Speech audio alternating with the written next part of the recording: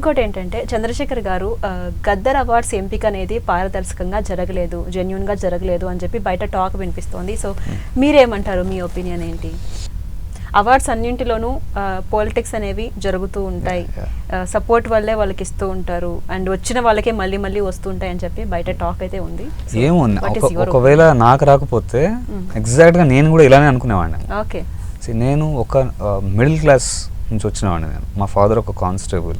నాకు ఇందాక మీకు చెప్పినట్టు నాకు ఏ సర్కిల్ లేదు ఇండస్ట్రీలో. నేను దిల్ రాజు గారి అపాయింట్మెంట్ కోసం ఆల్మోస్ట్ ఒక 1 year 1.5 year తిరిగాను నేను. నాకు అపాయింట్మెంటే దొరకలేదు.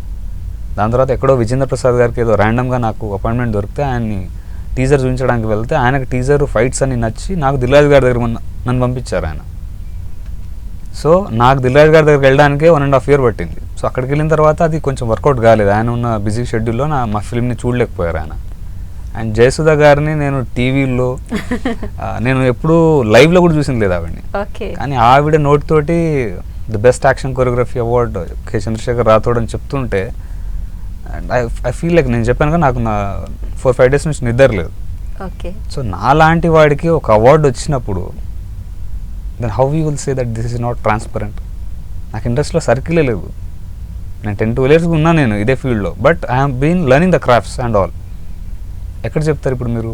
నాకు రాకపోతే నేను కూడా ఎగ్జాక్ట్గా మీరు అడిగిన క్వశ్చన్ నేను కూడా అనుకునేవాడిని. Maybe it is not transparent, లేకపోతే వాళ్ళకే ఇచ్చేస్తారు, పెద్ద సినిమాలకు ఇస్తారని.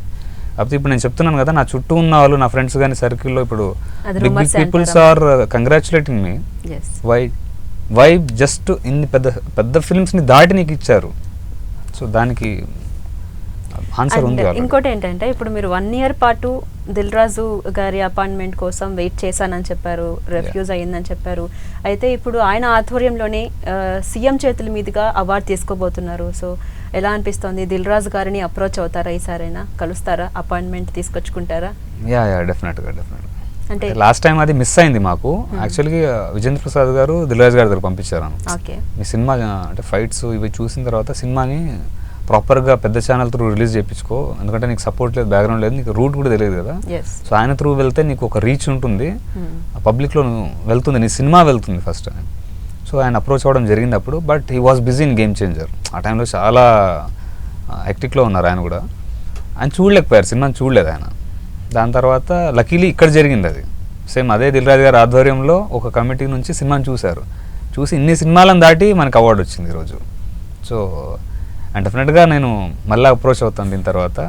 కాకపోతే ఇప్పుడు నాకు అప్రోచ్ అవ్వడానికి నాకు కూడా ఒక అవార్డు ఉంది వెనకాల, తీసుకొని అప్రోచ్ అవుతాను. అదొక మంచి మోటివేషన్.